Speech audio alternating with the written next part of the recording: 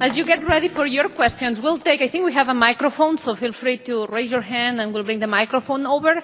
But at the same time, if you have questions that you would prefer to write them down and just pass them on, written questions, please do that. There are also notepads on top of the tables and pens, so feel free to ask questions that way too. We will pick up the papers too. Okay? Paul, give us a couple of seconds. Just get everybody.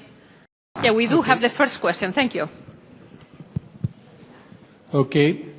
Mike, this question is kind of off of your talk here as a follow-up. Some of the recent viruses that have been circulating, at least for us anyway, have been the 174 and the 184 again, and they seem to be producing lots of virus, very low CTs, very high volumes of virus. And as you talked about, how do we get that control? The 2 logs seems to be protective, but these are probably getting above those thresholds and giving us the headaches. Any thoughts or anybody how we can work to reduce that viral load when we do see these new isolates that are generating a lot more virus?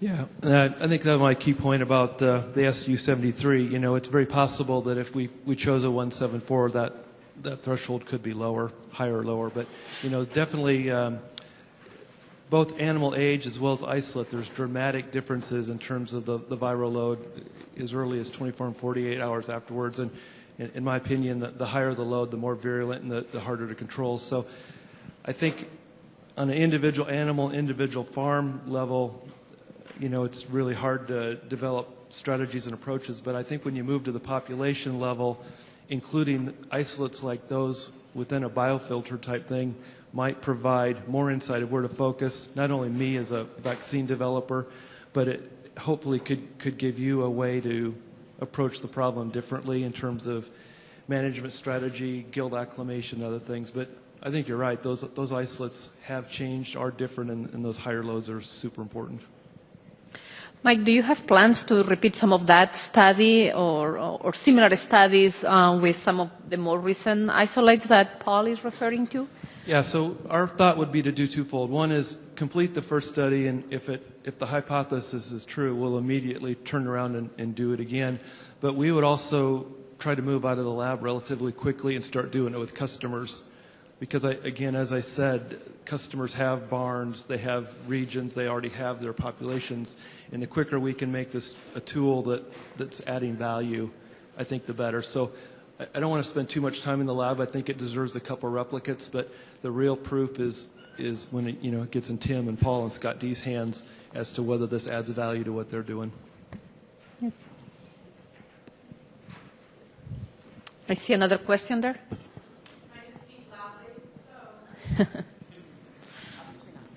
So this is again to Mike. So I'm very curious with the biofilter. Do you think this is something inherent to these viruses, or does it, so the guy that wins out, or does this, I mean, where does the immune system play in? So you talk a lot about immune, but are we ignoring protective epitopes and learning what we can about protective immunity with PRRS with this sort of more regional look? Great question. I tend to think maybe a lot more along the lines with Paul, that it's heavy on the virus. But I will also say that, within a population of 20 animals that have supposedly the same immune status, we do see a large variation. So there's no doubt that the host, genetics or immune system background plays a big part, and variations with immunity plays a role. But my prediction would be that I could cherry pick some viruses within a panel and tell you that the virus played a pretty large part in it. But I think my study the next study that's ongoing with the different immune treatments, will provide a little bit of more granularity in data. Yeah, so we seem to know the hot viruses, I agree, but is that just because we can't, there's something inherent about the receptors in the pig that we don't mount a response to those? So I would, a battle that may not have an answer or a way to test it. But yeah. Good question. I don't have the answer, but fair comment. Yeah. So, Mike, just one follow-up questions on this subject of the biofilter. Don't you think really the pigs already that we have in the field are already acting as those biofilters? And in some way to identify those viruses, maybe we need to improve even our surveillance systems. What do you think about that? I mean... Yeah. Well, there's no doubt that, again, if you go back to the databases that Iowa State, Minnesota have, because of what gets submitted to the diagnostic lab, it has been filtered because it all comes from a pig. And so that part is true. I think what's potentially missing is because of the technology that's used, we identify one isolate, not multiples. And then secondly, I think when you look at a regional level, again, just because the pig has been the initial filter, I think you can use that information in a region if you don't have that isolate in your herd already. So if there's a 174 up here and you're down here, but you're not in that region or you haven't been exposed yet, can you proactively do something different? Yeah, I always have a lot of questions, but on the seasonality of PRRS, you did the winter versus summer.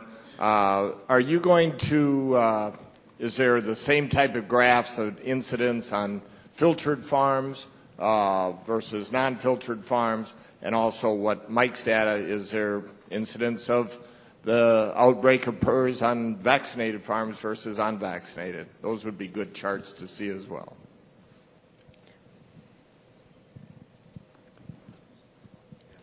Yeah, so we included in the analysis the filter at least. We tried to see if there was a difference in the TTS between filter and non-filter farms. We couldn't. The difference was not significant in that regard. And the other one that you mentioned, what was it?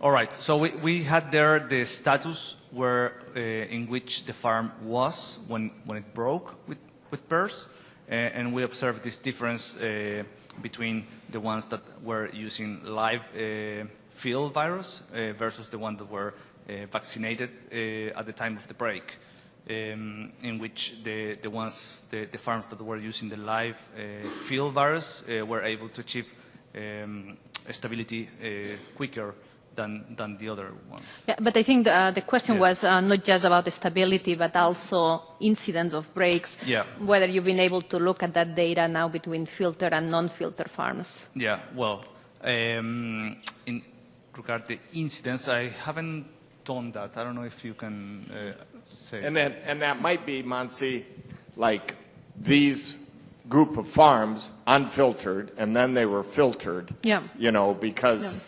We don't filter farms in northern Minnesota. That's right. And so it almost has to be a subset of farms that are filtered now that weren't filtered in the past. Yeah. What's the difference in incidence of the filtered farms? And now you probably have enough data from a year point of view that maybe you have the data, because I think that question has been raised before, but the data wasn't there yet in terms of numbers, but maybe that's a follow-up question. And that's something we had in mind, Tim, that unfortunately the design we have today is not going to be able to give us a good answer in the sense that herds were filtered at different times throughout the project. Herds were enrolled at different times throughout the project. Different viruses came into the population at different times throughout the project. So those variables are going to make it a little bit harder, but we have been talking internally that we need to start putting that filtered, non-filtered, vaccinated, non-vaccinated category in there to make it a little bit, or to get some interpretation out of it. However, it may be misleading because of the different time points all these technologies or new viruses came in or new systems came into the project. So it can be a little bit tricky. So we won't have like this design that Carmen Alonso had when she did her PhD study. That was a little bit more balanced. Measurements were kind of at the same time. So that would be the perfect design. Today we don't have that design to draw those conclusions. Okay. One question, Jim, do you want to comment? No, I have a for question. you. Okay, I was going to ask you too. One question. You guys can't ask questions. I was going to ask Lola a question answer. because he's asking too many. But Mike, one other thing on the vaccine. Your study was on one vaccine. Would you expect any log difference on sow herd that's been quarterly vaccinated, twice a year vaccinated? Any info there? Yeah, I mean, this would go back to the clinical model, not this one, but certainly, for the past 20 years, we've tried every permutation we can to improve and expand the clinical piece. And so, multiple doses and mixing vaccines together and live killed and all that stuff. Within the clinical model, we've never been able to show a benefit. Now, again, that's a lab model. That's 20 pigs. And I know in the field that's a totally different story. And I think part of the story in the field, and you guys know better than me, it's compliance. So the multiple doses are about compliance. But we were, I wouldn't say we weren't shocked, but we were hopeful that within the blunting model that the multiple doses might have an effect, and we certainly didn't see it there. So, Jim, the question for you, and then... I want to ask a follow-up question. Following it. Go ahead. So, in light of, for this group in the middle here, in light of the data that our testing sensitivity on negative has been poor to absent, based on the nut bucket sampling now, or the processing, right? Do we have to go back and rethink and reinterpret all of that data because our endpoint was wrong? I.e., we called things negative that weren't negative, which we've kind of like maybe crudely known in the field, right? Because we wean negative pigs and they go positive after weaning, and you're like, oh, maybe they weren't really negative, and we've had all these sampling issues, right? And so do we need to rethink? Because the way I interpreted the data this morning is that they go kind of negative at 30 weeks, and they all kind of go negative at 30 weeks, and that's kind of when they go negative. And so I A, could have misinterpreted it, and B, if that is the interpretation, do we need to rethink all these other studies and redo that work? And I'm not volunteering.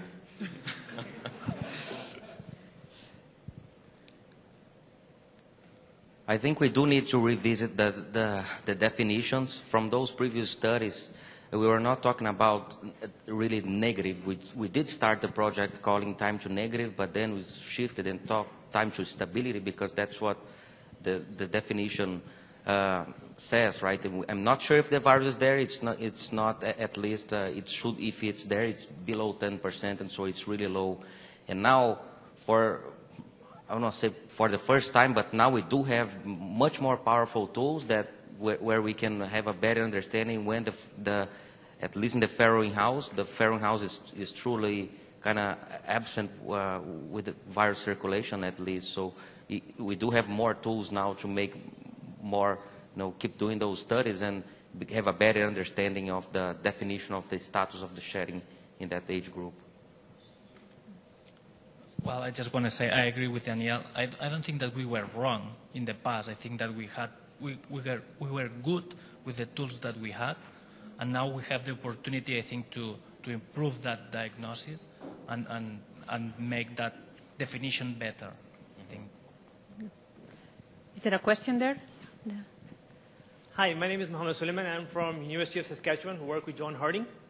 So my question is from Mike, because you are a virologist, immunologist working on vaccines. So are we ignoring the fact that the PRRS is basically shutting down the host immune response with the immune checkpoint inhibitors?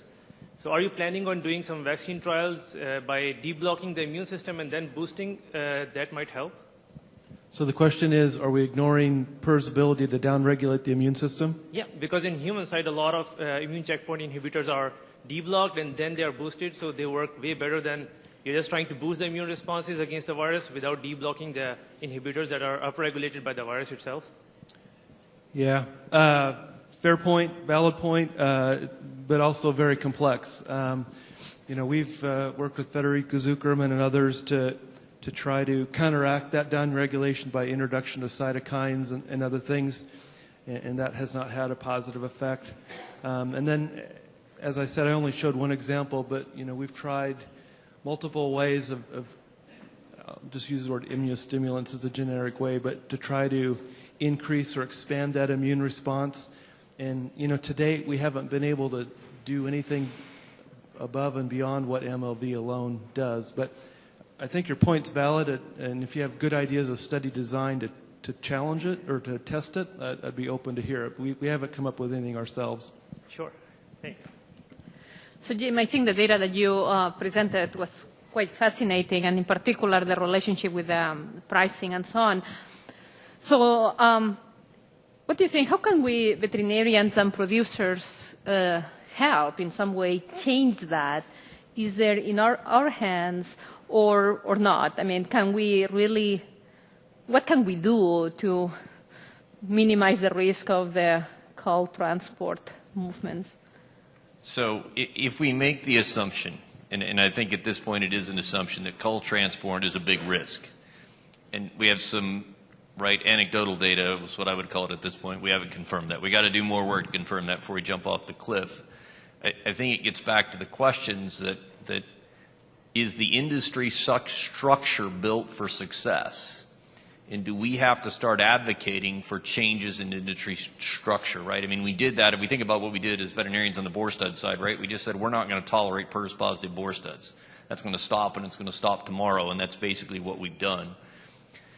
And so we've had tremendous impact by advocating for structural change, and I think that's really where it gets back to, Montse. We got to prove that some of those things are true, first of all, but then it really gets back and saying, is the value created by putting sows in a marketing channel greater than the value created, than the value destroyed by disease introduction in that path? Now, there's two outcomes to that conversation, right? Because the logical one is, we got to eliminate that.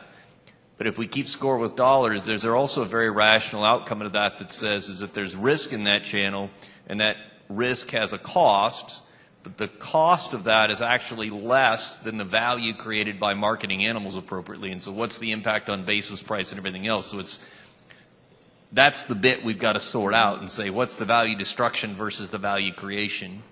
My short-term answer is get rid of the cull marketing channel and put them on a truck like we do market hogs, because that solves that bit of the piece. But there's significant economic consequences that we got to work out, and so that's where our next steps are to say if we can't sort that out, then it doesn't matter.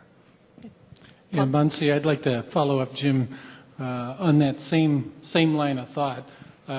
When you guys were looking at the cull marketing chain, did you go back and was it just looking at where the loads came from and distances and that sort of stuff? Did you do any actual testing to say when they started out at the first buying station, they were at this status, and by the time we got to the plant, everything's positive to either PRRS or Seneca Valley? I think both those would be interesting ones to go back and look at, because if we're going to change behavior and how people go for that 2 cents a pound more on the cull sow and make it harder, we've got to have a good reason to make that change, that we're complicating the system by trying to get an extra penny or two for a cull sow.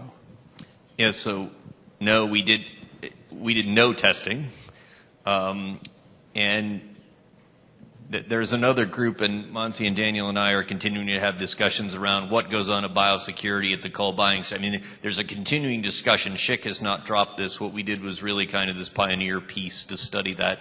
There's been no testing, Paul, so we don't understand, and that's the value quantification piece we got to get through. We actually intended to get a whole lot more granular data than when we started, right? We really wanted to trace those sows movement to movement within the chain, because our understanding was that data was available and we could start to draw. We started this project to do a network analysis of what does the cull marketing channel look like, and how does that move, and how could we trace that through, and what could happen. That we ran into, like, not a brick wall, but like several brick walls, and that wasn't going to happen. So you saw what we could get, and we used what we could get. We believe if we can replicate this, we just need to get back to plants and figure out how we get that done, which is a bit more of a trick than you would think, to grab more data. And I think because we have prem IDs, we could actually go back to producers and at least start to actually say how long were those animals in the chain, which is probably the next question from a disease standpoint, instead of trying to test, like, actually how long are those animals in the chain and what's happening. And so I think we can get around that, but again, it's the lack of data that really is an issue. We don't have, if there's one take-home that you should take out of what we did, we have no idea how animals move in this country that are not part of the primary marketing channel, i.e. fat hogs.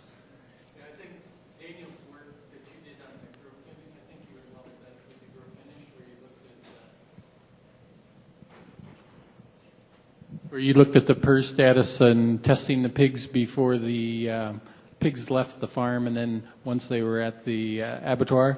And so in that data, you showed pretty clearly that pigs become contaminated, at least with Seneca Valley, once they get to the abattoir, if I remember right. Yeah, that study last summer, we followed 36 pig batches and tested them at the farm within a couple of days or before.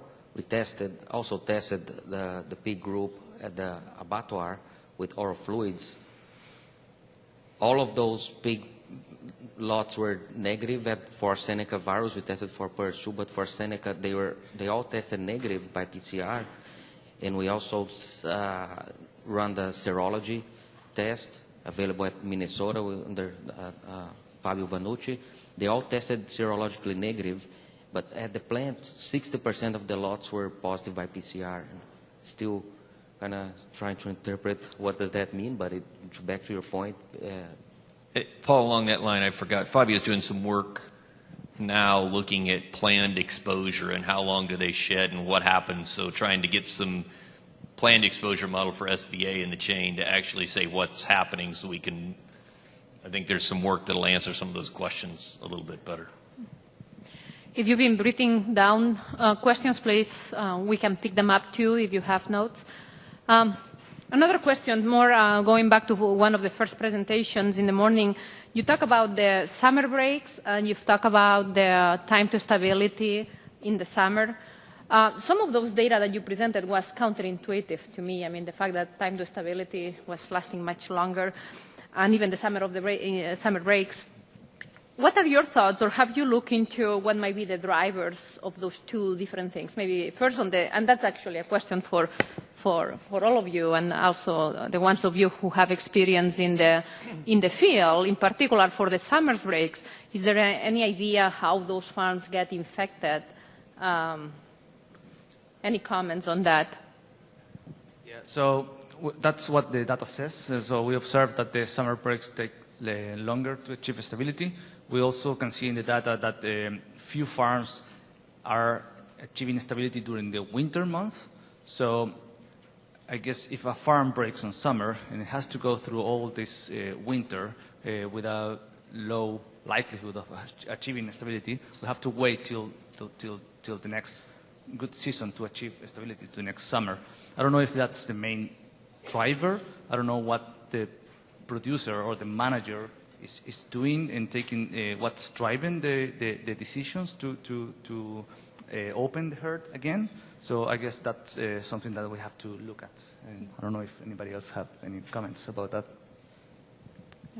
Yeah, and what about on the question on the risk factors for area for the breaks itself? Have you looked into that, or have experience about? Because we think PRRS it's more of a winter disease, right? From a point of view of survivability in the environment and even the airborne component. But that, I think you said 3 to 5% constant break rates. Any idea? Any comments?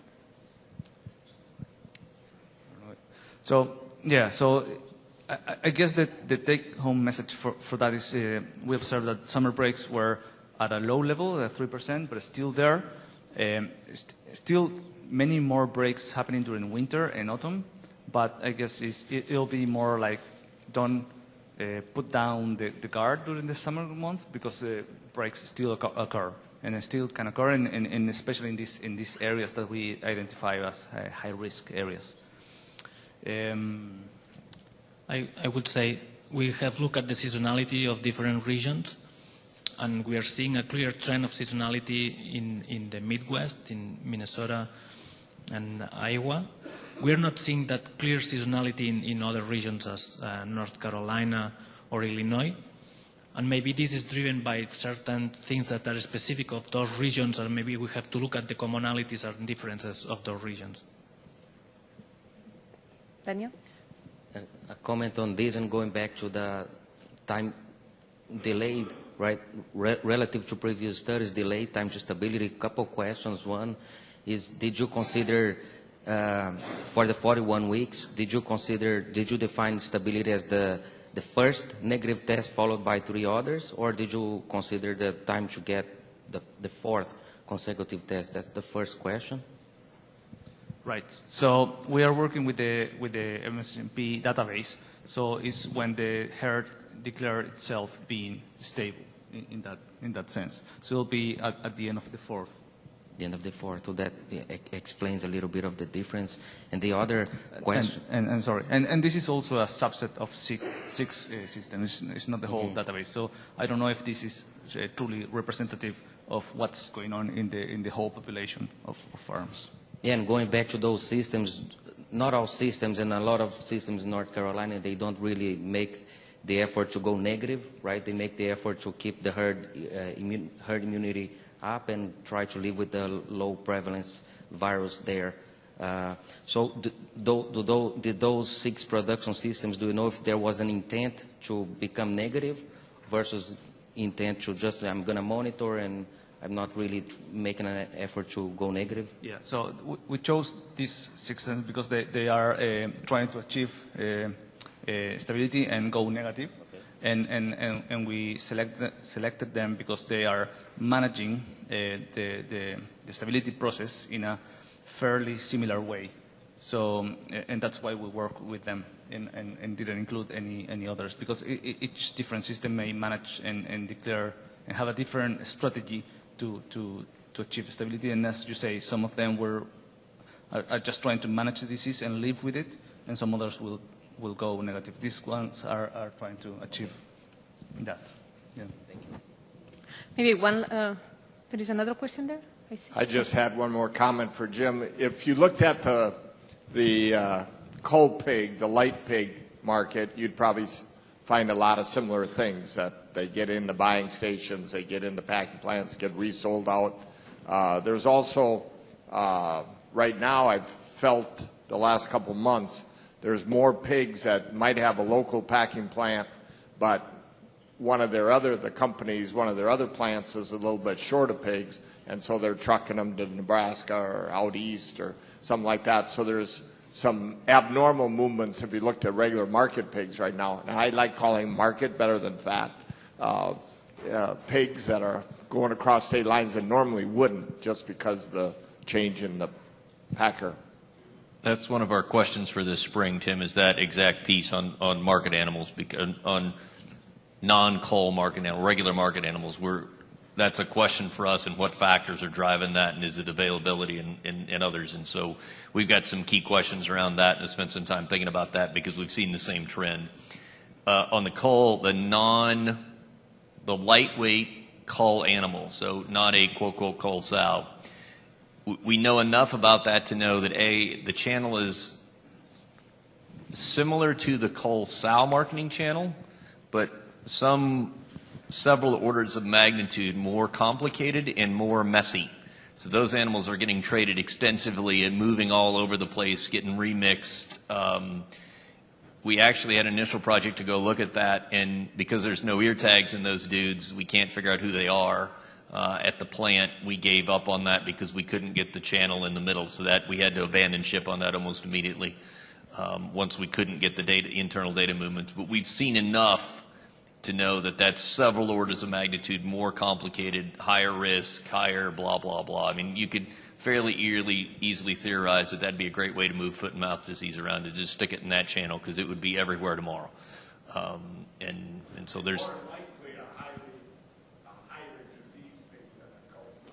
Oh, yeah, loaded with, yeah, a lot of those plants are a mess. Brad.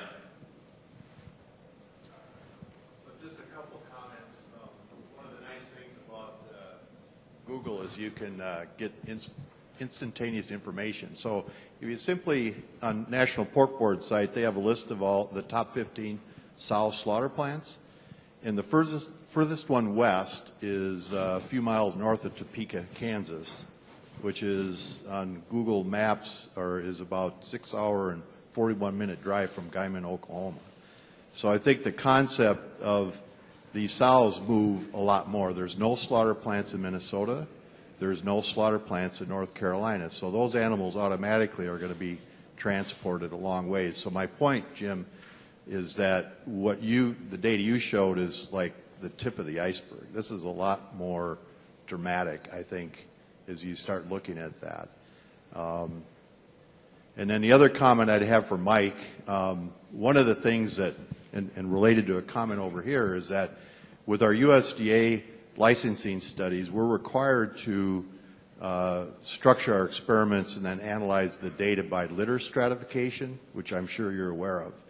And I'm also pretty sure that you, like us, see differences both in protection level provided by vaccines and also sensitivity of the control pigs to the challenge models based on genetics. And with some diseases more than others, I would say probably mycoplasma is the worst, and on both of those ends. So, and we also have a little bit of inclination that the source of animals may affect that, i.e., if you go to a source, some of the traditional research pig sources that are closed genetics, not maybe versus, say, a PIC or somebody like that, where they're, I wouldn't say they're more outbred, but more consistent, I guess. We don't see that quite as bad. So. Thank you. With that will be our last comment for the session today. If you could join me in thanking our speakers today for this great discussion and great presentation.